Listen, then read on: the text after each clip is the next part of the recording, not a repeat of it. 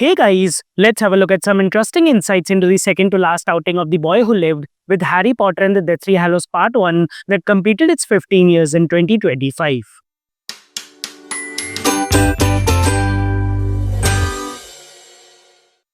Harry Potter and the Deathly Hallows Part 1 is the penultimate chapter in the Harry Potter film saga wherein Daniel, Rupert and Emma reprise their iconic and humongously beloved roles of Harry, Ron and Hermione. The film opens up on a note of a mysterious setting looming upon the widely alert and the alarm species of the Wizarding World, wherein the film's primary footage is commendably crafted with a cloudly scenery brushed and blended within the initial phase of the film with a screechy and a whimsical musical note incorporated and complemented along the tense aura of the tightly gripped setting. As the scratchy and scary sounding melody settles upon the steady surface of a facial focal, an unfamiliar figure is in fact the throne gracer for the highly designated title of the Minister for Magic when he warns and asks his fellow visiting citizenry to be wary of the imminent threat that lies ahead when he masterfully mashes up his anxious addressal with an ardent and an optimistic expression of never retreating in the face of the forthcoming falseness that is looking to engrip and engulf the very core of the magical community. Now, both the final two projects of the Harry Potter film series, namely Harry Potter and the Deathly Hallows Part 1 and Part 2, were filmed simultaneously, essentially as one massive production over a period of about 18 months to ensure continuity and consistency for the final two parts of the story. The decision to split the final book into two movies was primarily motivated by the desire to include as much of the complex plot, character development, and numerous events of the novel as possible without rushing or significantly cutting the material. The director of the film, David Yates, returned to direct both the concluding parts, having previously directed Order of the Phoenix and Half-Blood Prince. Director David Yates intentionally made the films look darker, rougher, and more realistic to reflect the trio's journey away from the safety of Hogwarts and into the Muggle world, where they are constantly exposed to the outworldly elements, where they are unprotected and unaided through the vast walls of the castle and the unmatched proficiency of most of its teachers.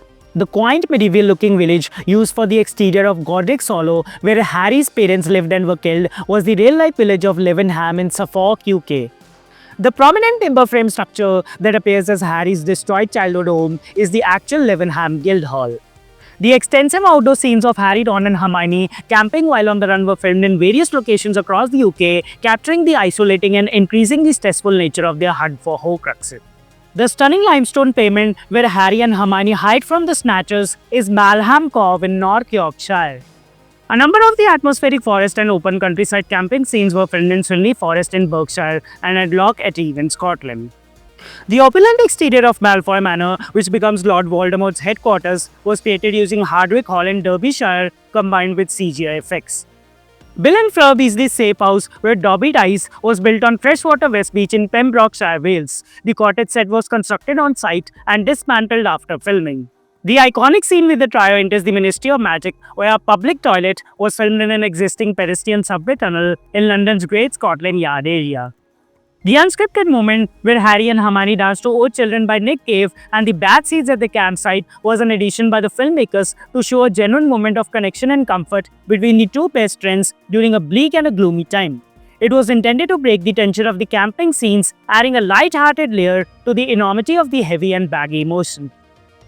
Dobby the Househelf's death scene was considered one of the most emotional and difficult to film. Daniel Radcliffe praised the emotional performance of the voice actor and the visual effects team, noting that the sequence was deeply moving even without the final effects.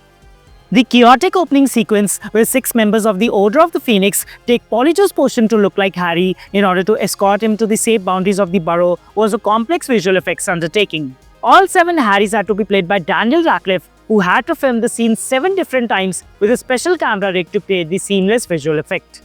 Deathly Hallows Part 1 was originally planned for its 3D release but was ultimately released only in 2D. The studio stated that they ran out of time to complete the 3D conversion to the required quality standard before the release date. Part 2, however, was released in both 2D and 3D. The film ends with Voldemort breaking into Dumbledore's tomb and taking the Elder Wand, setting the stage for Part 2. This scene serves as a dramatic cliffhanger that serves as a nail-biting bridge between the initial and the intermediate stages of the final battle. Now, the film that was released back on 19th November 2010 did indeed set up a remarkable and a spectacular stage for both the Dark Lord and our dear Mr. Potter, who had both set up on a diverging yet which ultimately landed them on the paths of a converging journeys in order to fulfill their impending destinies, for ultimately they must cease to coexist, for neither shall live while the other survives. The wand that is sought as an answer to a strange bond.